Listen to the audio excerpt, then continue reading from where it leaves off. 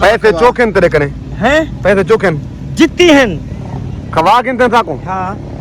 सब कम ही समझी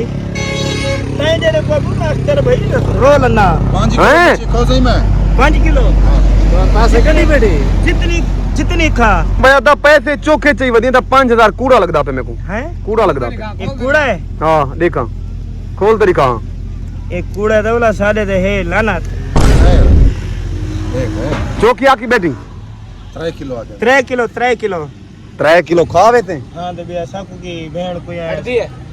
कमी समझी पर कमी लई वदी कमी अक्तर ताए तेरे कुमार रोल तो वलंदा है बे पूरा हले नहीं हां 3 किलो मच्छी 10000 ते मैं रड़की देवे सुन पे लड़की तो वैसे पे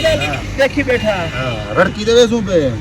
चल भाई पैसे देवने तायन वाला ओ ना होवे बाज वने ताऊ पैसे ताय देवना बटने को जेब ना पावी चा